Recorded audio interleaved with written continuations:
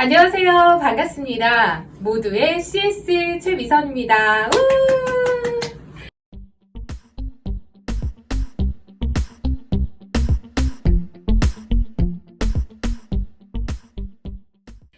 네, 오늘은 이 서비스직에서의 경력을 가지고 서비스직으로의 이직을 원하시는 분들, 그리고 서비스직의 경력은 없지만 서비스직에서 근무를 하고 싶다라고 생각하시는 분들께서 가장 많이 질문하시는 건데요. 바로 이 서비스직 면접만 보면 저는 계속 떨어져요 라는 겁니다. 서비스직의 취업은 굉장히 쉽습니다. 티오가 항상 많고 사람을 계속적으로 필요하고 있고 그에 따라 이직률도 굉장히 높기 때문에 여러분들이 준비만 잘하신다라고 하면 누구든 입사를 하실 수 있는데요. 그럼 제가 오늘 어떤 필승 방법이 있는지 알려드려 보도록 하겠습니다. 바로 첫 번째는요.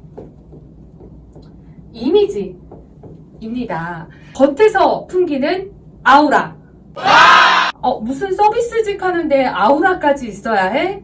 뭐 그런 건 아니고요.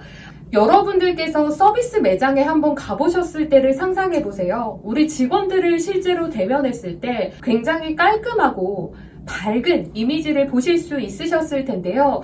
그만큼 이 면접 상황에서도 이미지가 굉장히 중요하다. 그럼 이 이미지 메이킹 어떻게 해야 되느냐? 첫 번째로는 복장입니다. 풀정장. 네, 저희 수트 입어야 할까요? 단정한 세미 정장. 이게 포인트입니다. 무엇을 입어야 하냐가 중요하기도 하지만 어떤 걸 입지 않아야 하냐도 굉장히 중요한데요. 추리닝 입고 오시는 분들, 모자 쓰고 오시는 분들 굉장히 많습니다. 실제로 제가 고객센터에서 이제 상담사들을 채용하는 채용 담당자의 역할을 하기도 했었는데요. 네, 늘어난 옷을 비하하는 건 아니지만 다 늘어난 티에 모자, 요즘은 또 마스크도 착용하잖아요. 마스크까지 착용하니까 면접을 보러 오신 분인지 사고를 내러 오신 분인지 모르겠더라고요. 그래서 이 깔끔한 복장은 굉장히 중요합니다. 셔츠에 슬랙스 정도 준비해 주시면 좋을 것 같아요. 여성 지원자의 경우에는 헤어도 굉장히 중요한데요. 망에 묶어야 된다 이런 건 아니지만 깔끔하게 하나로 묶은 머리, 혹은 내가 긴 생머리라고 한다면 너무 이렇게 부시시하지 않게 단정하게 좀 빗어서 준비를 해주시면 되겠습니다. 그리고 남성 지원자분들 같은 경우에도 올림머리를 하시는 거 추천드리겠습니다. 얼굴형에 따라서 잘 어울리고 잘 어울리지 않고의 차이가 있겠지만 대부분 이마를 드러내면 시원하고 신뢰감 있는 이미지 형성이 가능합니다. 자, 두 번째 보겠습니다. 보이스와 스피치입니다. 보이스 트레이닝을 꼭 받으세요 라고 하면 영업이죠. 네. 목소리는 사실 선천적으로 타고나는 거기 때문에 당장 내가 면접을 준비한다라고 해서 보이스를 바꿔버린다 이런 건 아니지만요. 서비스 상황에서의 이 보이스는 목소리가 얼마나 시원하냐, 내가 하고자 하는 말을 얼마나 좋은 소리로, 좋은 음량으로, 적절한 음량으로 전달을 하냐의 차이도 있습니다. 그렇기 때문에 내가 평소에 좀 목소리가 작다. 안녕하세요, 최미선입니다. 이런 지원자. 안녕하세요, 반갑습니다. 저는 지원자 최미선이라고 합니다. 어떤 지원자가 더 인상 깊으실 것 같으신가요? 그걸 한번 생각해 보시면 이 보이스가 얼마나 중요한지를 아실 겁니다. 다음은 스피치. 제가 이 면접관으로 있을 때 스피치에서 제일 중요하게 생각했던 건요. 앞과 뒤가 같아야 합니다. 그리고요. 니즈 파악을 잘 해야 합니다. 면접관들 같은 경우에는 질문을 하죠. 저희 회사에 왜 지원하셨어요? 저는 제가 일을 해야 돼서 서비스직에 잘 어울린다고 해서 그래서 한번 해보려고 했는데요. 서비스직을 해본다라고 하면 어디 가서 하시면 되죠. 왜 꼭 우리 회사에 지원을 했을까요? 스피치적으로도 준비가 안 됐고 회사에 입사 동기로도 준비가 굉장히 안 된 모습을 볼 수가 있겠습니다. 마지막으로 자기소개와 질의응답,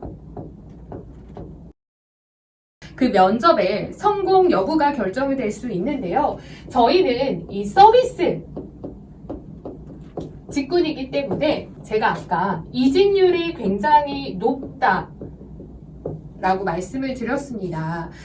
저희 감정노동이라고 계속 이야기를 하잖아요. 사람을 대하고 그 사람의 어떻게 보면 비율을 맞춰줘야 되는 그런 직업이기 때문에 맞지 않는 분들이 계속 쉽다는 이유로 입사를 해서 퇴사를 반복하는 경우가 있고 그에 따라 이 이직률이 굉장히 높은 편이기 때문에 사람을 뽑을 때도 그 전 직장에서 얼마나 적응을 잘했는지 우리 회사에 오래 있을 수 있는 사람인지를 먼저 보게 됩니다.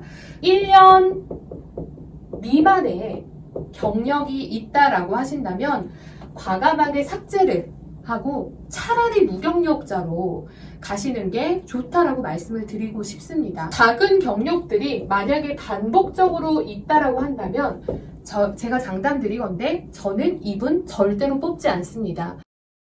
어떤 사유가 됐던 우리 회사에서도 퇴사를 할 수 있는 사람이기 때문이죠. 그런데 짧은 경력들을 다 지워내고 차라리 신입인 경우에는 한 번 더 가르쳐서 일을 시킬 수 있기 때문에 오히려 필요 없는 경력은 깔끔하게 이력에서 지우는 것도 하나의 방법이다라고 말씀을 드릴 수 있겠습니다. 그리고 제가 질의응답이 중요하다고 말씀을 드렸어요. 1년 미만의 작은 경력들이 모여있는 사람인데 너무나도 운 좋게도 면접에 볼 수 있는 기회를 받았다라고 한다면 질의응답에 사활을 걸어야 된다라고 말씀을 드릴 수 있겠습니다. 경력직인 경우에는 무조건 퇴사 사유에 대한 질문을 받게 되실 텐데 힘들어서 그만뒀어요. 전 직장의 사람들이랑 좀 안 맞아서 그만뒀어요. 면접관의 입장에서 해석해보자면요. 우리 회사에서도 힘들어서 그만둘 수 있겠구나. 동료들과의 유대관계가 굉장히 중요한데 고객들과의 커뮤니케이션이 굉장히 중요한데 이 사람 퇴사할 수 있겠구나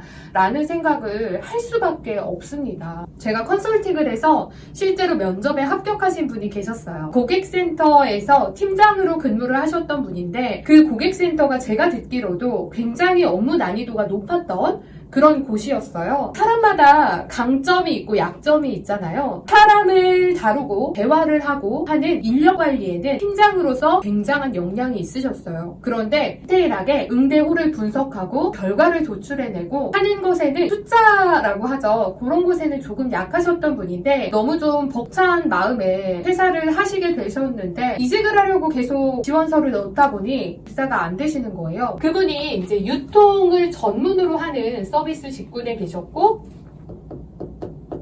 완전한 전직은 아니지만 금융권 쪽으로 이직을 준비를 하고 계셨어요. 제가 좀 추천을 드렸던 분이셨는데 계속 면접을 보러 다니시다가 너무 지쳐 하셨던 마음에 컨설팅을 요청하셨고 저는 질의응답 시간에 답변을 할 수 있는 모범 답안을 제시해드렸습니다. 퇴사 사유가 어떻게 되세요? 라고 하면 유통 업무가 어려워서 퇴사를 하게 되었어요. 라고 하면 절대 뽑지 않는다고 제가 말씀을 드렸죠. 저는 계속 유통 분야에서 근무를 해왔었는데요. 금융 분야에 대한 도전도 하고 싶어 지원하게 되었습니다. 지금이 금융 분야로도 서비스 영역을 넓힐 수 있는 적절한 기회라고 생각이 들었습니다. 등으로 이야기를 한다라고 하면 이 사람 굉장한 포부를 가지고 우리 회사에 왔구나 라는 생각을 하기 때문에 면접관으로서도 이직의 사유가 굉장히 타당하다. 전직을 해서도 이직을 해서도 잘 열심히 일을 할 수 있는 분이겠구나 라고 생각을 하셔서 합격을 해서 지금 잘 또 근무를 하고 계신 케이스가 있었습니다. 마지막으로 최종 정리해드리겠습니다.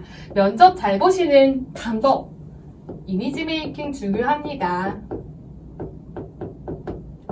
서비스 직군이 대부분 취업이 쉽다고 생각하기 때문에 쉬운 복장, 편안한 복장으로 임하시는 경우가 많은데 세미 정장, 단정한 헤어 메이크업이 중요하다. 두 번째로는 보이스, 스피치가 중요하다. 얼마나 좋은 목소리로 우리 고객들을 상대할 수 있느냐, 얼마나 모든 상황에 조리 있게 말을 할 수 있는 사람인지도 중요하게 보는 항목입니다. 세 번째로는요, 이력서에 1년 미만의 짧은 경력이 반복된다면 무조건 정리를 하자. 차라리 애매한 경력보다는 무경력이 낫다라고 말씀을 드렸고요. 마지막으로 질의응답 하실 때도 100% 솔직하실 필요는 없다. 상황에 잘 맞게 내 의지를 보여줄 수 있는 그런 적절한 퇴사 사유들도 한번 꼭 생각해 보시기 바라고요. 여러분이 원하는 CS 직군, 서비스 직군으로 취업하셔서 꿈을 펼치시길 바라겠습니다. 모두가 기분 좋게 서비스할 수 있는 그날을 기다리겠습니다. 모두의 CS 최미선이었습니다. 감사합니다.